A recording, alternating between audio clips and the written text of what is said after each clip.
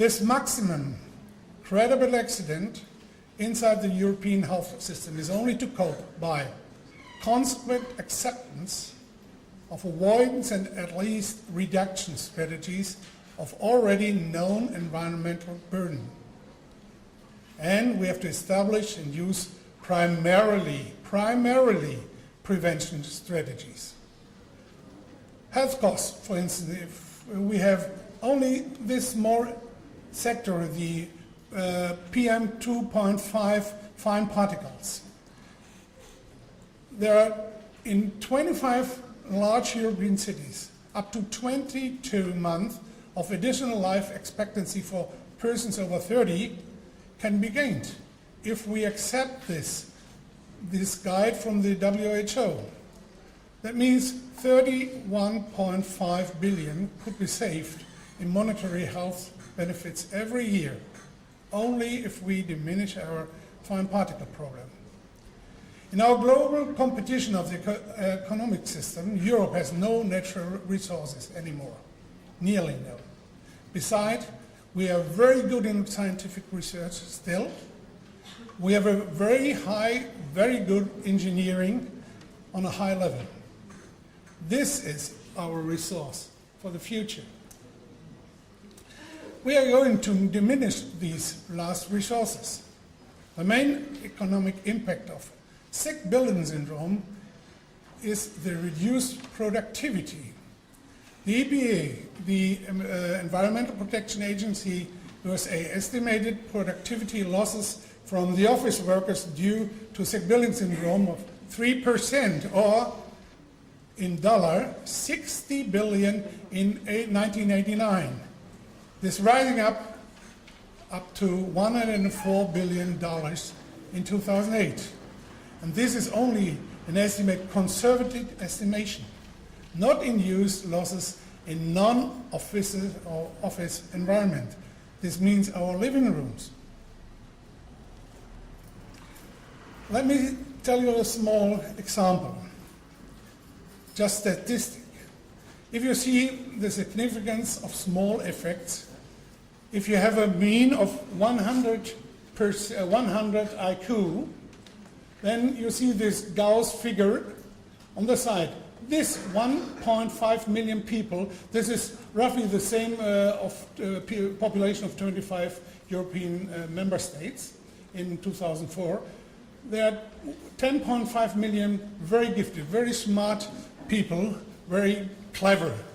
But there are two 10.5 million mentally retarded people the same way.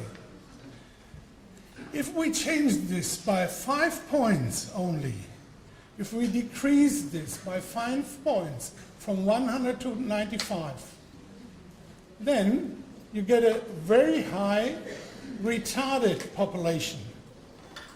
Retarded, not this 10.5 million, but 16.5 million.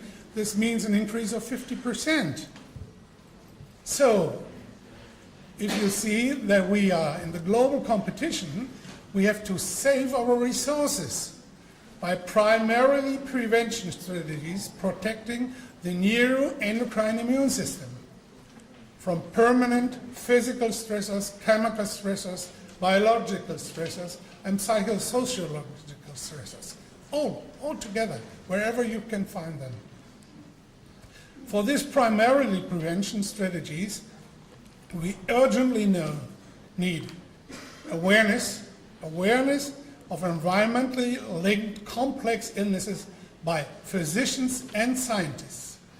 We need education and training of physicians in clinical environmental medicine for functioning as whistleblowers in their offices, and for a better awareness, diagnose, treatment, patients' information, avoidance strategies, and prevention in the offices with the patients. The best effective lever for prevention strategies is education.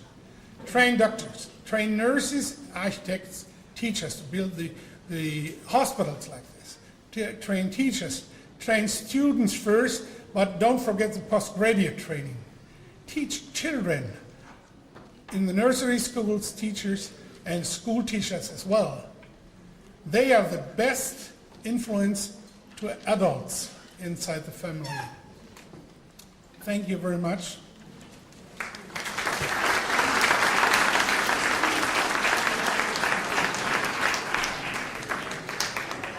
Just a question about the sport and access. Why is a factor of risk? It depends on what stage you are. If you order an MCS patient or a chronic fatigue patient to start with sport, then they will mobilize that toxin inside their fat tissue. And this will due to more damage inside the immune system, neuroendocrine immune system.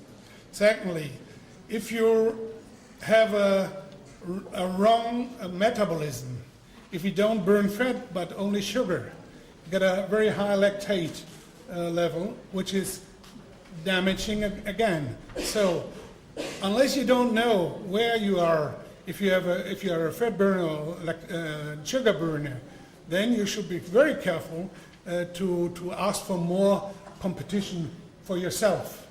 You have to know what you do and then train on the low level and then rise up step by step. But normally we ask people, do sport, do the highest competition you ever can. That's wrong. This is a physical damage to your body. And a lot of sports, high sport men have burnout